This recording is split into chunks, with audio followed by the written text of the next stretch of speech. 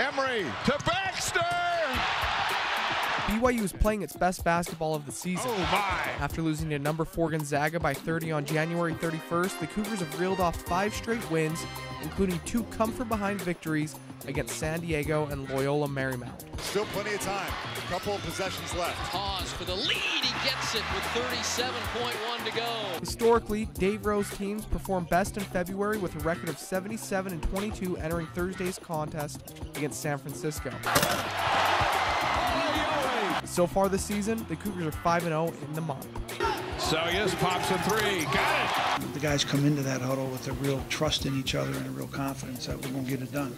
It's really gratifying to watch a bunch of guys fight through hard stuff and then get rewarded a little bit. The Cougars' spark came when Rose made changes to the starting lineup, replacing Luke Worthington and Connor Harding with Gavin Baxter and Nick Emery. To Nick, corner 3, good! Do they feel comfortable with, kind of the role that they'll be in with that group of guys? And a combination between those two things. And I just felt that in Gav's situation that his practices had been so good.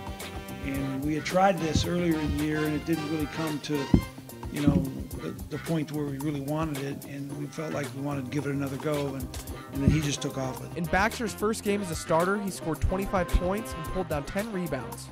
Baxter top of the key. Up for a 3. Go!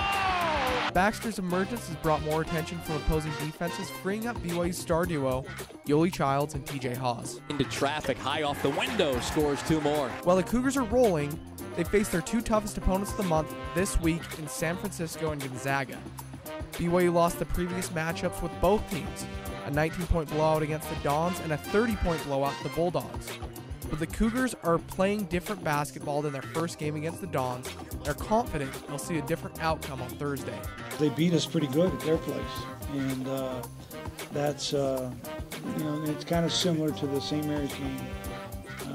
I can kind of feel the same focus from the guys, and I don't think we played our best game at San Francisco by any means. We weren't playing like ourselves.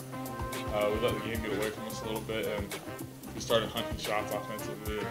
It wasn't necessarily a selfish thing. It was guys just trying to fix it, and we've learned that over the course of the game we have to fix it together. San Francisco's win against the Cougars snapped an 11-game losing streak. The Cougars still carry a 6-game winning streak in the Marriott Center, where they dominated opponents this year, posting a 12-2 record. Emery for 3. Yes!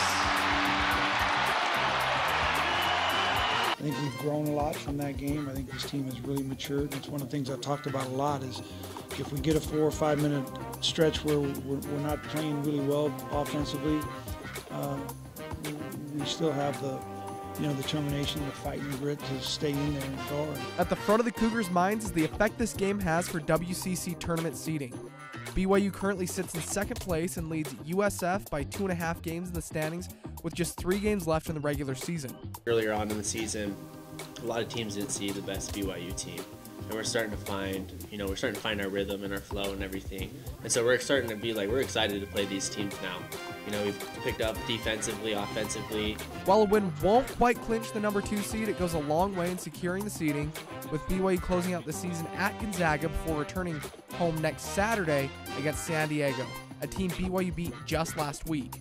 These next 2 weeks are obviously the most important 2 weeks of the season. And you know what? That's really good to say, because at one time I didn't know what these last 2 weeks would actually mean. Reporting for KSLSports.com, I'm Zach Hicken.